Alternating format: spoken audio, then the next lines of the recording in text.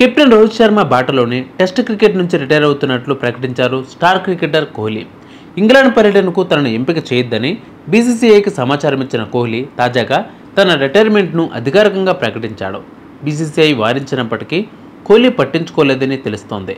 14 ఏళ్ల test career తనకు ఎంతో సంతృప్తినిచ్చిందని పేర్కొన్నారు.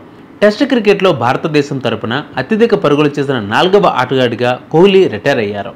సచిన్ టెండూల్కర్, రాహుల్ ద్రావిడ్, సునీల్ గవాస్కర్ తర్వాత అత్యధిక పరుగులు చేసింది కోహ్లీనే. 2011లో భారతదేశం వన్డే ప్రపంచ కప్ గెలిచిన జట్టులో భాగమైన 2 నెలల తర్వాత అతను జమైకాలో వెస్టిండీస్తో జరిగిన మ్యాచ్లో తన టెస్ట్ అరంగేట్రం చేశాడు. ఇక 2025 జనవరిలో సిడ్నీ క్రికెట్ గ్రౌండ్లో ఆస్ట్రేలియాతో జరిగిన నూతన సంవత్సర టెస్ట్ సందర్భంగా అతను ఈ ఫార్మాట్లో చివరిసారిగా కనిపించాడు. 123 టెస్టుల్లో కోహ్లీ 46.85 సగటుతో 9,230 పరుగులు సాధించాడు. వాటిలో 30 సెంచరీలు, 31 హాఫ్ సెంచరీలు ఉన్నాయి. అతని అత్యధిక స్కోరు 254 నాటౌట్గా నిలిచారు.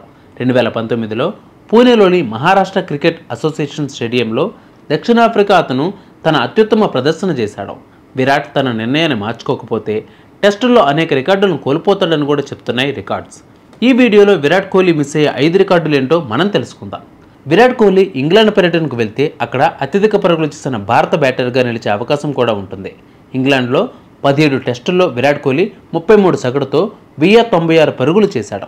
ఇంగ్లీష్ గడ్డపై సచిన్ 30 ఇన్నింగ్స్తో 54 సగటుతో 1575 పరుగులు చేశాడు.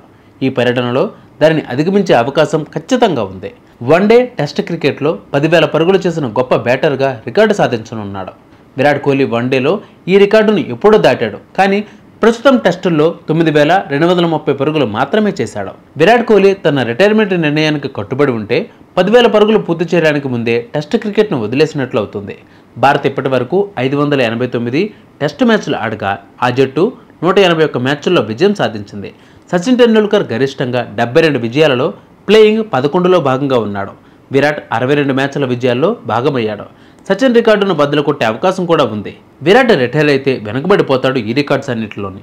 భారత్ గెలిచిన టెస్ట్ మ్యాచ్లలో అత్యధిక పరుగులు చేసిన భారత బ్యాటర్గా విరాట్ కోహ్లీ నిలిచే అవకాశం ఖచ్చితంగా ఉంది. సచిన్ టెండూల్కర్ 72 టెస్టుల్లో 113 ఇన్నింగ్స్లో 5,946 పరుగులు చేస్తే విరాట్ కోహ్లీ ఇప్పటి వరకు 4,746 పరుగులు చేశాడు. సచిన్ రికార్డును బద్దలు కొట్టాలంటే కోహ్లీకి 1,201 పరుగులు అవసరం. ప్రపంచ టెస్ట్ ఛాంపియన్షిప్లో భారత్ తరపున అత్యధిక పరుగులు చేసిన రికార్డు రోహిత్ శర్మ పేరిట ఉంది. భారత మాజీ కెప్టెన్ 40 మ్యాచ్ల్లో 2,716 పరుగులు చేస్తే రోహిత్ రిటైర్ అయిపోయాడు. విరాట్ 46 మ్యాచ్ల్లో 2,617 పరుగులతో 2వ స్థానంలో ఉన్నాడు. ఒకవేళ విరాట్ రిటైర్ అయితే రోహిత్ రికార్డు చెక్కు చెదరకుండా అలాగే ఉంటుంది.